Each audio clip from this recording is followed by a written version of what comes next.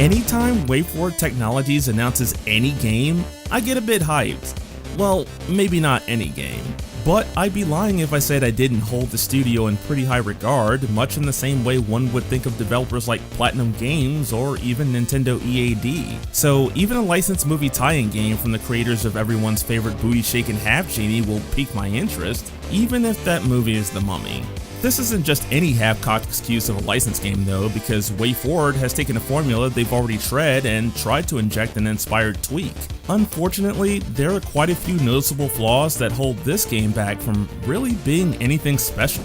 This game takes the narrative from the 2017 Mummy film and excises the Tom Cruise character arc in favor of focusing on the organization led by Russell Crowe's character known as Prodigium.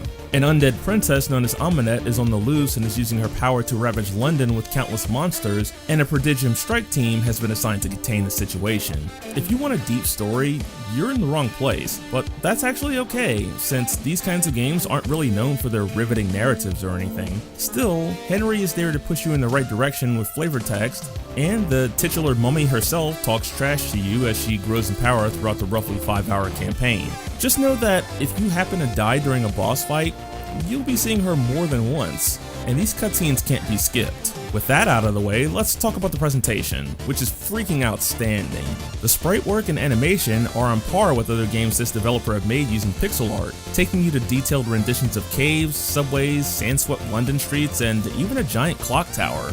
These visuals and the awesome synthwave and chiptune soundtrack by Gavin Monomer Allen match the expected tone of an action horror game and are, honestly, a joy to experience, though the game does stop playing the music when you do certain things for some reason. A major downside to all this attention to visual detail is a weird tendency for the game to slow down on any computer I ran it on when I was in bigger areas, and this also apparently happens on consoles, which is still really interesting all things considered. Still, any slowdown I had was momentary and play was mostly a smooth affair, though I wouldn't say I always felt that way while playing. The Mummy Demastered is an action exploration game, and comparisons will quickly be made to Alien's Infestation on the DS, though these two games are completely different. Where Aliens played with the pacing and number of characters you could use, Mummy is more of a straight-up clone of the Metroidvania subgenre, combining the isolation, items, and weaponry of Metroid, the monsters and atmosphere of Castlevania, and the intensity of the firefights from run-and-gun shooters like Contra. The agents you play move from room to room, shooting everything from giant rats and insects to the undead to avatars of gods like Anubis, equipped with a largely ineffective assault rifle modified to fire infinite ammo and a slew of more powerful weaponry, including explosives. Grenades pull double duty, not only easily eradicating the biggest of monsters, but also otherwise impassable doors, usually leading to new weapons, health containers, ammo bandoliers, or maps. Defeating bosses oftentimes leads to acquisition of artifacts that grant new abilities, from being able to run faster over time to a mid-air dash that has a few frames of invincibility.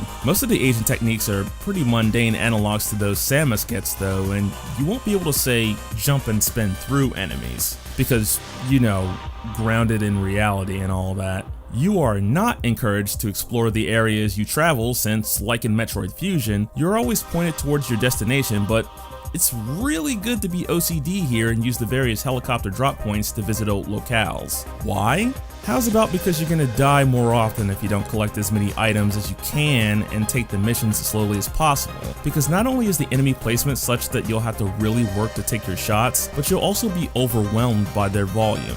Add constantly respawning flying enemies in a sine wave pattern and a neutered ability to scan vertically, which would have allowed you to better see what you'd fall or jump into if it moved just a bit more, and you have a recipe for frustration.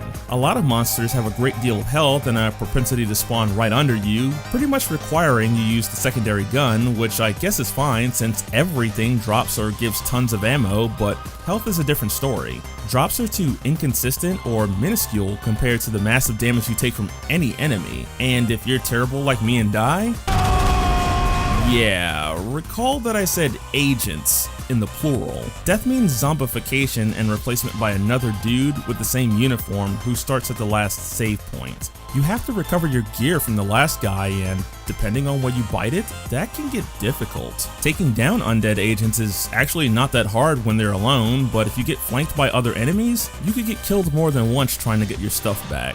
And even when you do, your health and ammo aren't completely restored to max, so if you get killed by a boss, you have a choice of toughing it out and re-entering the boss room or grinding to fill all of your containers. Those bosses, they have boatloads of health, so you can dump all of your ammo into them, get left with your pea shooter, then simply lose a battle of attrition due to not getting the single pattern down.